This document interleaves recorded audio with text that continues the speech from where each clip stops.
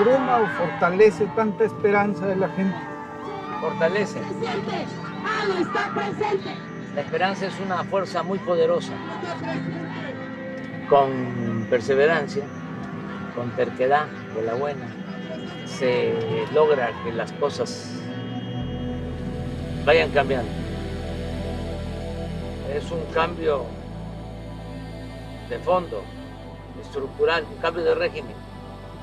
Y desde luego que es un cambio de mentalidad, que eso es lo más importante. Siempre he dicho que cuando cambia la mentalidad del pueblo, cambia todo.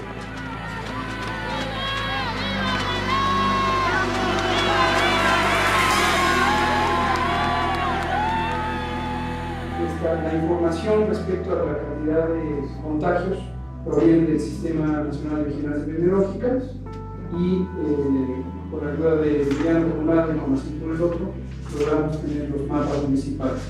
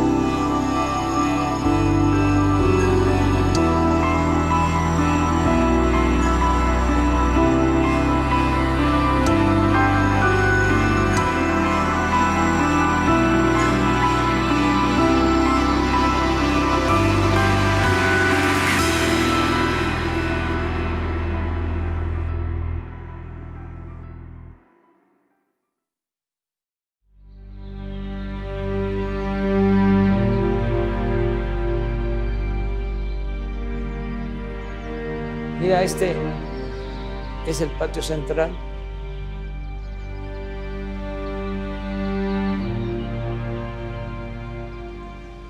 Mira, aquí estuvo preso en 1857 Benito Juárez.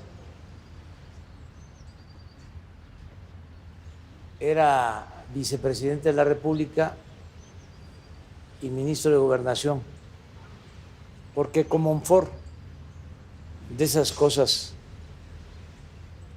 extrañas de la política, se dio a sí mismo un golpe de Estado y venía del movimiento liberal de Ayutla.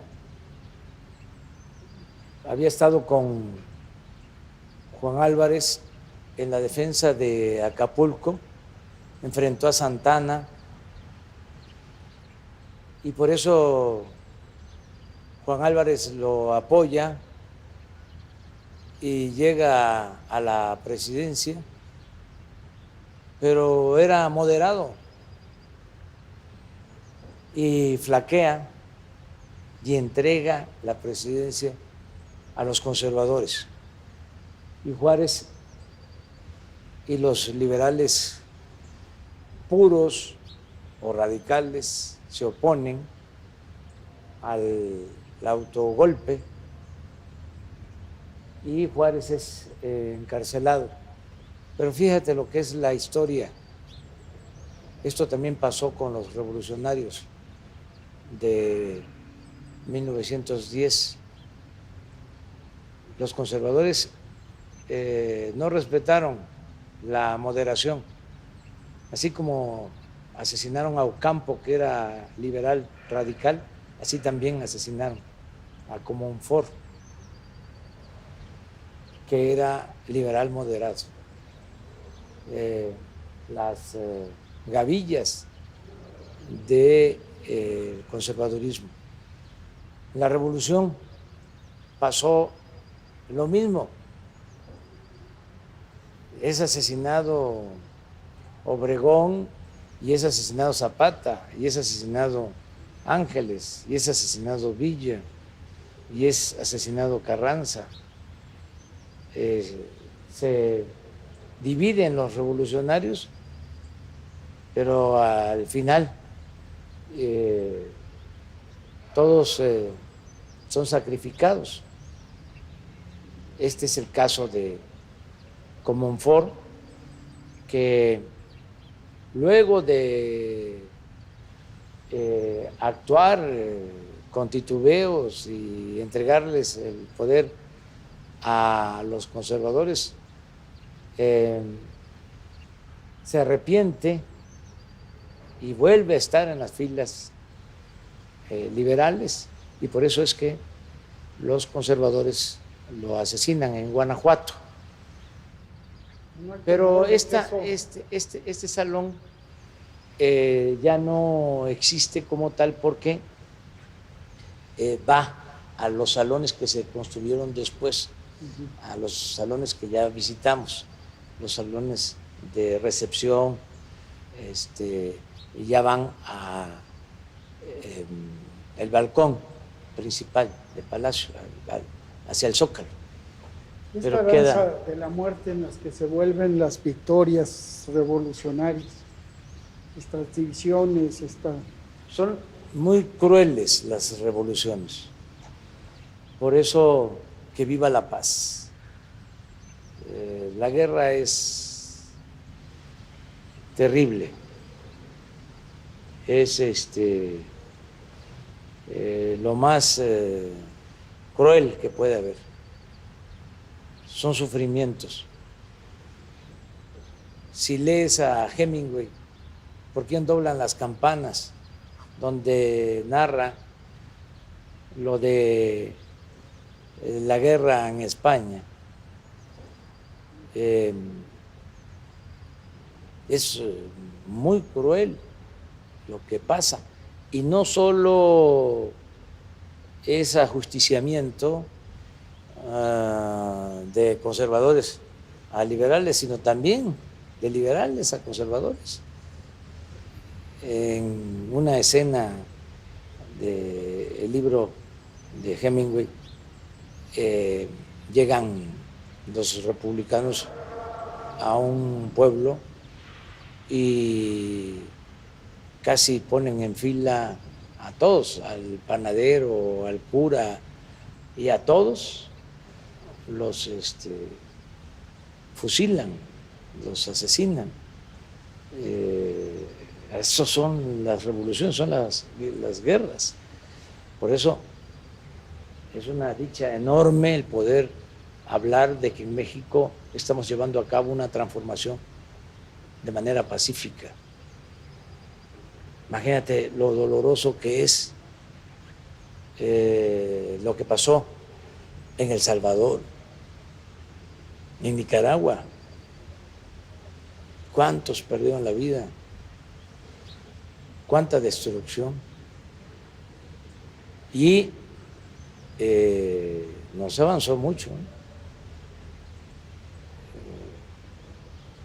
No se lograron cambios de fondo, desde luego. Lo que había era opresión, pero lo que hay ahora no se puede considerar como democrático. Entonces, a veces la vía armada no es garantía de justicia, de prosperidad para los pueblos. Mira, este es el gran mural de Diego. Todo lo que tiene que ver con la época prehispánica. Aquí está la conquista,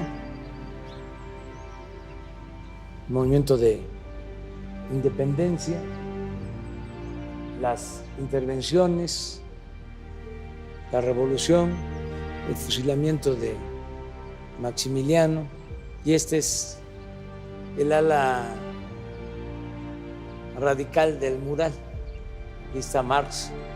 Esto se hizo por iniciativa de de Vasconcelos, que era secretario de Educación, con Álvaro Obregón, asesinan a Obregón en 1928 y un año después, con Portegil, empiezan a pintarse los murales. Y Diego termina de pintarlos hasta que muere en 1951. Pero aquí está Tenochtitlan. Lo importante de los murales es que Diego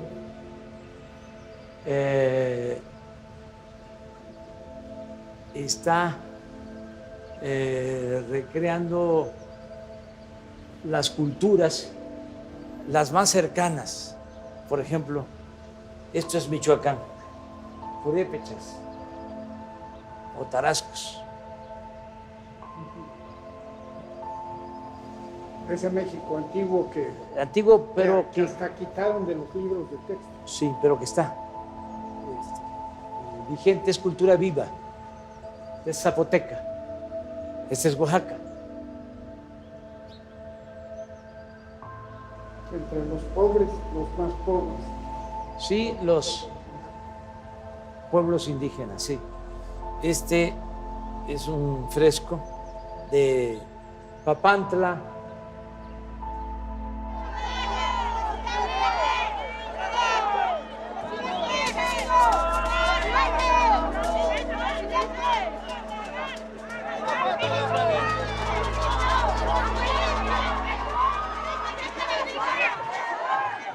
No tenemos nuestra comunidad, ahí van las solicitudes.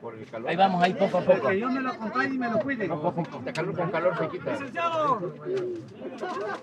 ¡Una cancha! ¡Una cancha! ¡Una cancha! Va a haber cancha. Va a haber cancha. Y vivienda también. Pronto. Presidente, ¿abruma o fortalece tanta esperanza de la gente? Fortalece. Cuando no hay esperanza, no hay vida. La esperanza es una fuerza muy poderosa. Nosotros despertamos esperanza y estamos haciendo que los sueños, las esperanzas se conviertan en realidad. A veces hay revoluciones y la gente sigue pensando igual.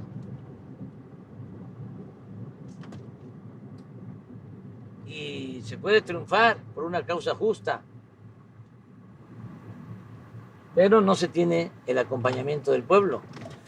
No hay un acoplamiento entre la vanguardia revolucionaria, transformadora, y el pueblo. En este caso, lo más importante ha sido el despertar de los ciudadanos, la toma de conciencia, el cambio de mentalidad. Eso les cuesta trabajo entenderlo a los conservadores, porque ellos creen, en el mejor de los casos, que el pueblo sigue pensando igual. Y en el peor de los casos, de que el pueblo no existe, que la política es asunto de los políticos y que el pueblo no cuenta. Por eso se equivocan y se enfurecen, se desquician.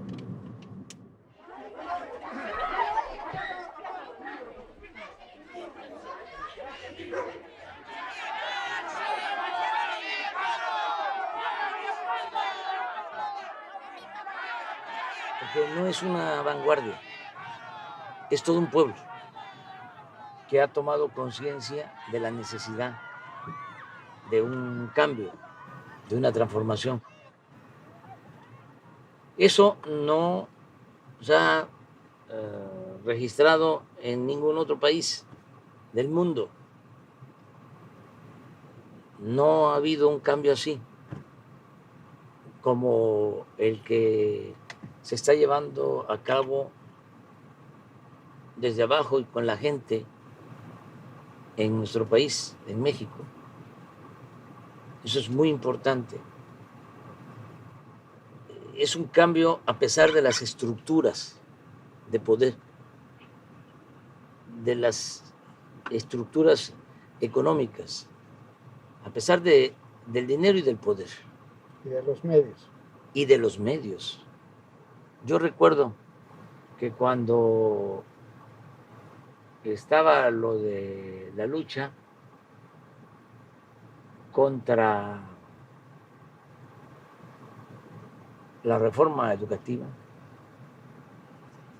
no sé si contra la reforma educativa o contra la llamada reforma energética, tú propusiste, me insistías que en mi discurso, en el Zócalo, en una de las movilizaciones que hicimos, tantas movilizaciones, sacar ahí un teléfono y decir, esta es la manera de comunicarnos, así nos vamos a comunicar. Pues no lo hice así, no te hice caso de manera tan estricta, pero en el fondo sí, porque usamos las redes.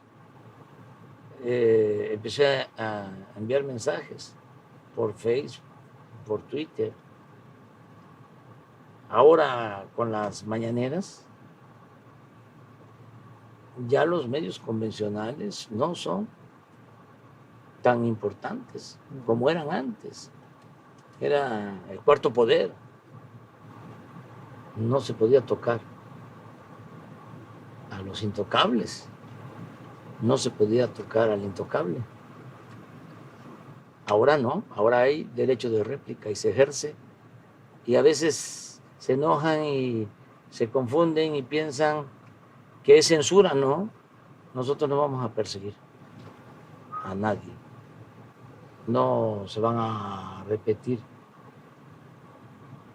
asuntos vergonzosos como la cancelación del programa y la ruina económica de Gutiérrez Vivó. Lo acabaron, lo destruyeron.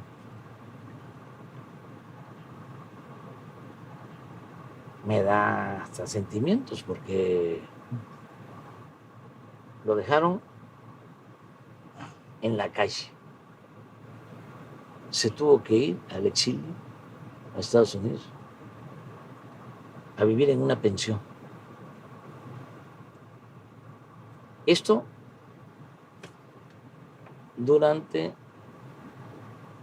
los gobiernos del PAN. Y con el PRI, lo de Carmen Aristegui. De muchas otras cosas. Eso nunca, jamás. Aunque el Reforma, el Universal, cualquier medio nos ataque o nos critique, un día sí y el otro también, no hay problema. No hay problema. Lo único es que vamos a utilizar nuestro derecho de réplica. Porque ni modo que nos quedemos callados. Tenemos que responder, informar, orientar, porque muchas veces son noticias falsas o interpretaciones a modo, de acuerdo al pensamiento conservador. Y nosotros tenemos una manera distinta, ¿no?, de ver las cosas. Por eso vamos a estar explicando, argumentando desde las mañaneras. Pero bueno, la plática comenzó con lo de la esperanza, ¿no?, del pueblo. Y el elefante. Y el elefante. porque Pero se puede ganar sin los medios, se puede ganar con las redes, pero se puede gobernar con un elefante. hay que empujar al elefante que camine, pero no confiar solo en el elefante. Hay que gobernar con el pueblo. Entregar de manera directa los apoyos, los beneficios a la gente, sin intermediario, ni de la sociedad civil, ni de las organizaciones sociales, ni de las organizaciones no gubernamentales, ni de la iniciativa privada, nada de eso, nada. Incluso ni de instancias gubernamentales. Entre más directo llegue al pueblo, a la asamblea de los pueblos, a los comités que se eligen democráticamente en los pueblos, entre más directo llegue a los beneficiarios, mejor, mucho mejor. Llega completo, llega sin moche, sin piquete de ojo. El Pacto por México fue eso. Van todos y van también las organizaciones sociales, los partidos. Y a ellos también les toca su parte. Pero desde luego la mayor cantidad del botín se queda en unos cuantos. Es la entrega del petróleo, es la entrega de la industria eléctrica, es la entrega de las minas. Eso fue lo que pactaron. La destrucción de Pemex, la destrucción de la Comisión Federal de Electricidad. Te invito a la panga, vamos, a la panga. No he perdido el piso. Por eso las giras, por eso la comunicación con la gente y la austeridad republicana. Hacer a un lado la parafernalia del poder. Desde luego, respetar el protocolo republicano, los honores a los símbolos patrios, los honores que recibo de acuerdo al protocolo como presidente de México, pero no perder el piso, no levitar. Me da mucho gusto el respeto de los soldados porque los conozco a sus familiares desde hace mucho tiempo, conozco sus regiones, conozco sus pueblos. Son pueblo uniformado. El soldado es pueblo uniformado. Y los generales también.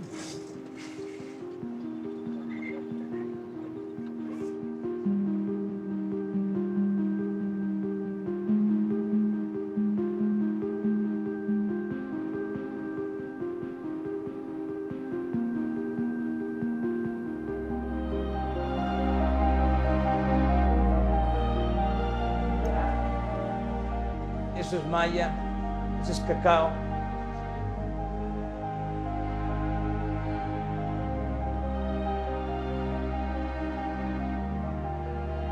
La conquista.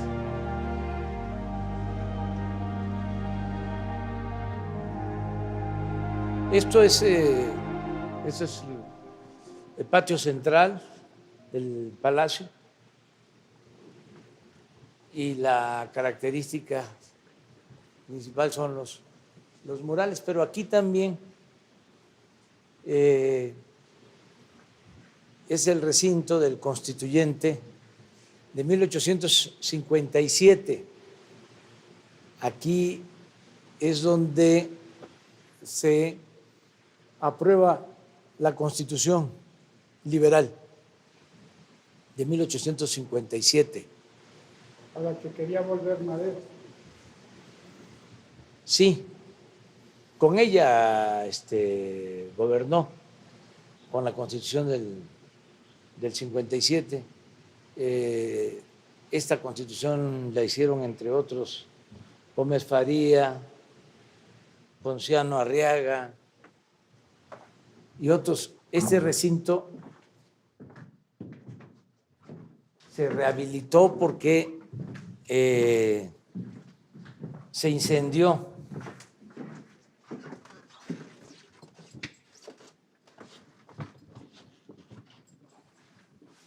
en el siglo XIX, se incendió y lo rehicieron como estaba.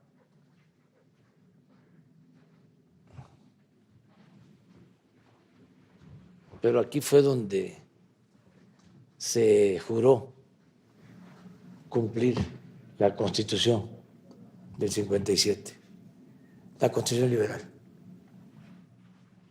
Es majestuoso este sitio, este lugar. De alguna manera, en este mismo escenario estaban los liberales y hoy le parece que la disputa sigue siendo un poco la misma, ¿no? Sí, a mí me gusta siempre esa definición de liberales y conservadores, porque siempre digo que son las corrientes de pensamiento más auténticas, son los troncos. De ahí se desprenden otras doctrinas, sistemas políticos, ideologías. Se puede hablar de derecha, de izquierda, de fascismo, comunismo, socialismo, neoliberalismo, pero lo que ha perdurado, lo que se mantiene en esencia, es la corriente liberal y la corriente del pensamiento conservador. Son las dos maneras de pensar, las dos ideas básicas, ¿no? Liberales, conservadores. Y hasta la fecha es eso. El liberal busca transformar, es revolucionario. El conservador, como lo indica el término, quiere conservar, mantener el statu quo, que las cosas no cambien, que se mantengan los privilegios. En aquel entonces eran los privilegios del clero y del ejército. Y los liberales se proponen llevar a cabo las reformas para quitar esos privilegios. Y es cuando se da la separación del Estado y de la Iglesia, ¿no? Porque a Dios lo que es de Dios y al César lo que es del César. Esa fue la gran reforma, impulsada por Juárez y por los liberales. Y tuvo que ver con este recinto. Ya estaba anciano Valentín Gómez Faría, pero todavía le tocó aprobar la reforma liberal, la nueva Constitución liberal. Él desde los años 30 del siglo XIX ya había llevado a cabo reformas civilistas, pero es en la Constitución del 57 en que se establece la separación clara del Estado y de la Iglesia.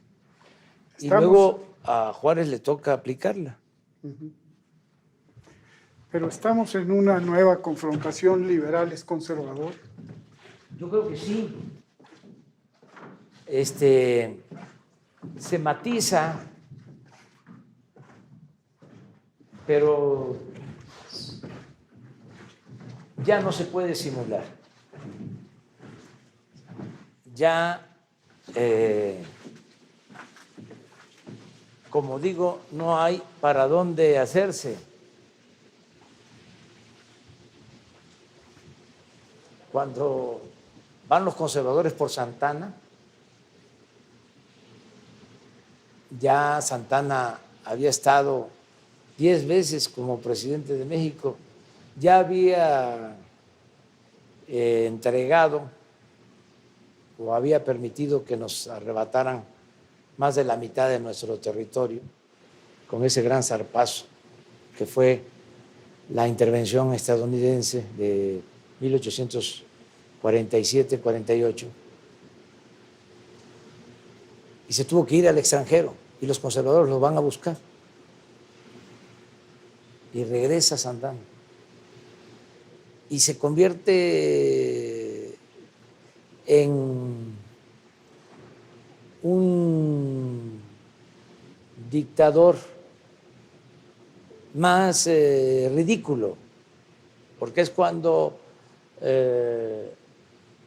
lo nombran Alteza Serenísima y empiezan las condecoraciones. Alamán le recomienda, que era su asesor, que México buscara constituirse como una monarquía. Bueno, y lo peor, el autoritarismo y la entrega todavía de otro pedazo del territorio nacional. Vende la mesilla, se gasta todo el dinero en lujos, derroche.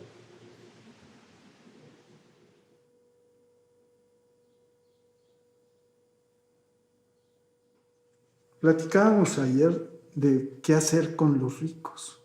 No los estamos excluyendo. No, es la integración de todos, con un pacto, un acuerdo, que se le dé un trato especial, preferencial a los pobres, a los desposeídos. Por eso es por el bien de todos, primero los pobres. Pero esto no significa hacer a un lado a los ricos. Yo siempre digo, es arriba los de abajo y abajo los privilegios. Yo sostengo que se tiene que distribuir la riqueza. Por eso no estoy de acuerdo con el concepto de crecimiento o que de esa manera se mida la prosperidad de los pueblos, que ese es el parámetro fundamental, el crecimiento, porque eso no significa distribución de la riqueza, no significa distribución del ingreso. Pueden haber tasas de crecimiento elevadas, pero se puede estar acumulando toda esa riqueza en unas cuantas manos. Y es falso, es un sofisma el decir, como se sostenía en el periodo neoliberal, de que si llovía fuerte arriba, goteaba abajo, como si la riqueza fuese contagiosa, permeable. Eso no es posible. Pero también, así como estoy a favor de la distribución del ingreso y de la riqueza, estoy a favor de que se pueda crear riqueza. porque no se puede distribuir lo que no se tiene, lo inexistente. Tenemos que crear riqueza y por eso es muy importante la actividad empresarial. Ya el Estado se debe de encargar de que haya distribución de esa riqueza, que no se acumule, que no se acapare en unas cuantas manos, que no haya desigualdad económica social, que se reduzca, que busquemos la fraternidad, la igualdad, el bienestar de todos para poder todos vivir en paz. Por eso lo de por el bien de todos, primero los pobres, por el bien de todos. Si hay justicia, hay paz. Entonces, si le va bien al 70% de la población en la pirámide social, de la base hasta las clases medias, le va a ir bien al 30% restante, a los de arriba, a los que están en los estratos más altos de la pirámide. La promesa principal para la gente del capital es que aquí va a haber paz y seguridad. Y eso es lo más preocupante porque es muy difícil que haya paz y seguridad. Es difícil garantizar la paz, sí, pero no imposible. Además, yo soy un idealista, soy de los que creo que lo difícil lo vamos a lograr. Lo imposible lo intentaremos. Es decir, nada cuando se tiene ideales es imposible de enfrentar. En el caso del crimen organizado, nosotros tenemos una estrategia que consideramos eficaz. Es atender las necesidades de la gente, no abandonar al pueblo, no abandonar a los jóvenes. Si no atendemos a los jóvenes, se los dejamos como ejército de reserva a la delincuencia organizada. Los empujamos a eso, a que tomen el camino de las conductas antisociales. Si competimos y les quitamos a los jóvenes, van a tener problemas. Y yo creo que ya están teniendo problemas. Lo noto porque están desesperados en el reclutamiento y cada vez están enganchando a menores de edad, más jóvenes todavía, porque ya se les dificulta. No olvides que tenemos 1 millón de jóvenes trabajando como aprendices en el programa Jóvenes Construyendo el Futuro. Fue un error, más que eso, un crimen, el abandonar a los jóvenes, el rechazarlos con la mentira, el engaño, el pretexto, la excusa de que no pasaban el examen de admisión, dejarlos sin la oportunidad de estudiar y darles la espalda en general a todos los jóvenes. Lo único que hicieron fue acuñar esa frase chistosa y discriminatoria de ninis que ni estudian ni trabajan, pero no hicieron nada por ellos, nada, absolutamente. Entonces nosotros no, estamos ahí con los jóvenes y otorgando más becas que nunca en la historia. Casi 11 millones de becas para estudiantes pobres en todos los niveles de escolaridad. Imagínate que todos los que estudian preparatoria, nivel medio superior, tienen becas, todos. ¿Por qué? Ahí es universal, alrededor de 5 millones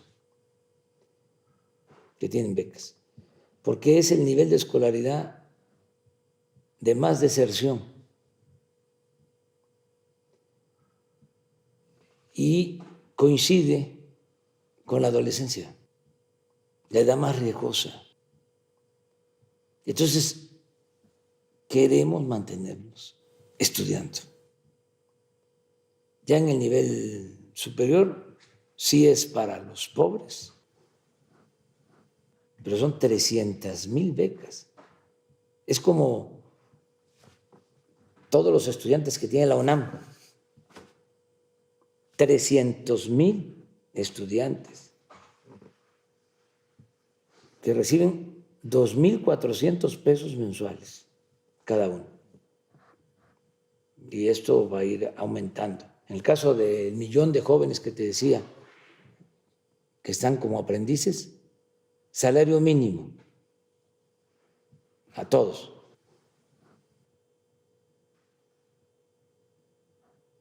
Empezamos con 3,500 pesos, porque calculamos que iba a ser 1.5 salario mínimo, ¿no? Y resulta que aumentamos el salario primero, sí, primero 16% y este año 20%, y se nos quedó abajo el apoyo, los 3,500, y le tuvimos que subir, ahorita son como 3,670 pesos, que es el salario mínimo, le subimos. Entonces, ¿qué estamos haciendo? Bueno, creando condiciones para poder vivir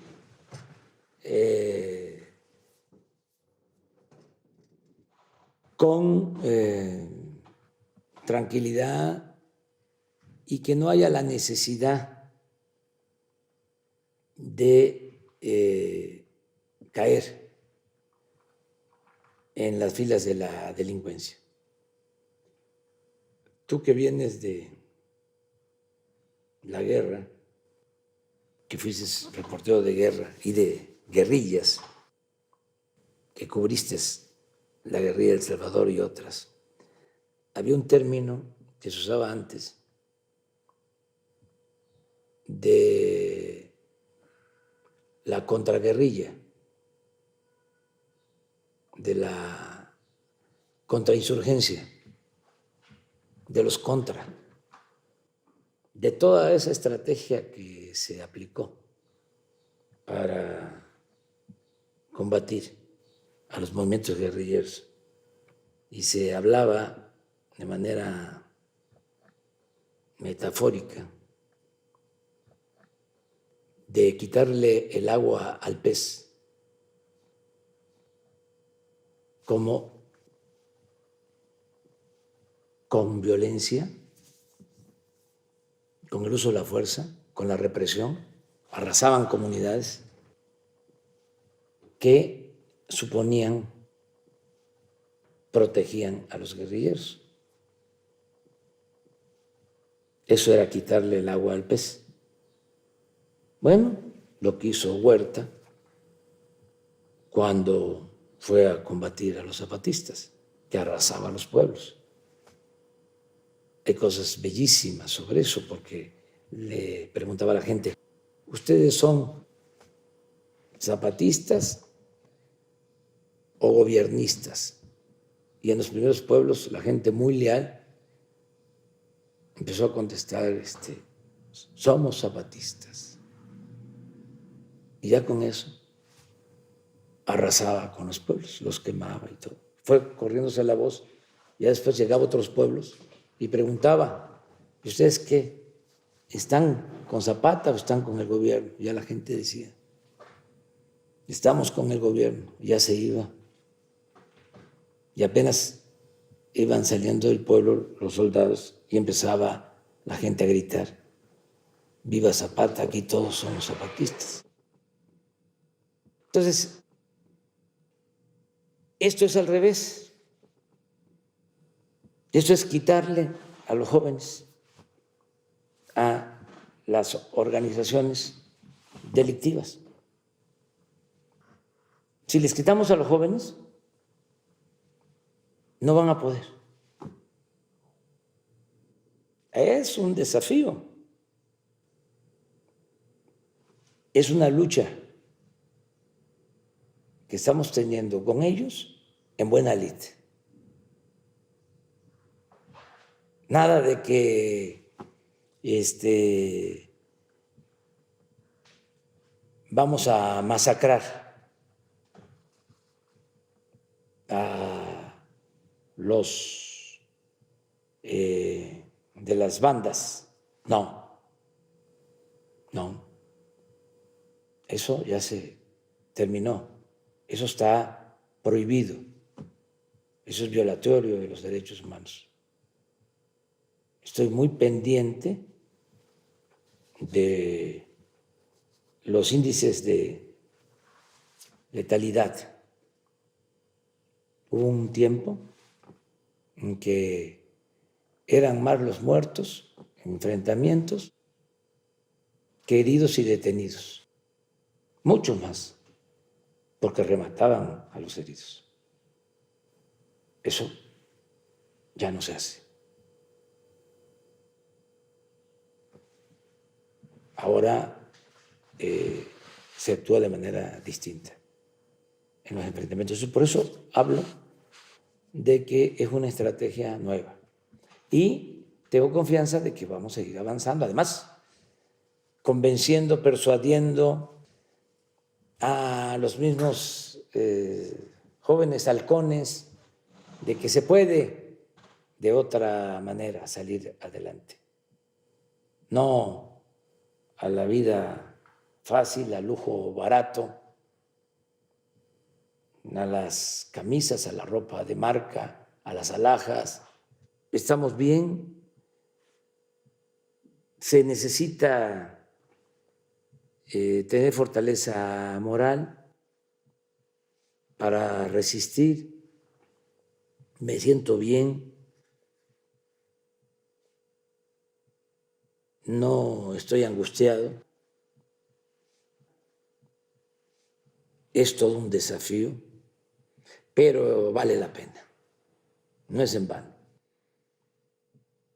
Si logramos transformar al país o dejar sentadas las bases para la transformación, va a ser una buena obra, una contribución de primer orden, y me puedo ir tranquilo. Yo sostengo, Epimenio, que si no se tiene el apoyo del pueblo, no tiene nada que hacer aquí.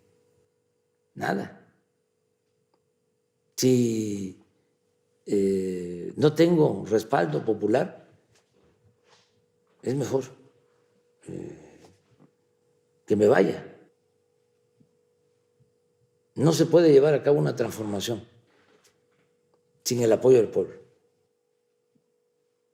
No puede uno enfrentar a los conservadores, a los que no quieren la transformación, sin el apoyo del pueblo. Porque es falso de que si hay acuerdo con los medios de comunicación, que son acuerdos además onerosos, con eso, ¿sí?, va uno a poder salir adelante, o va uno a poder gobernar, o va uno a poder resistir. No. Se resiste en un proceso de transformación si se cuenta con el apoyo de la gente. Es condición sine qua non, es condición básica. Decía Juárez, con el pueblo todo, sin el pueblo nada. Aquí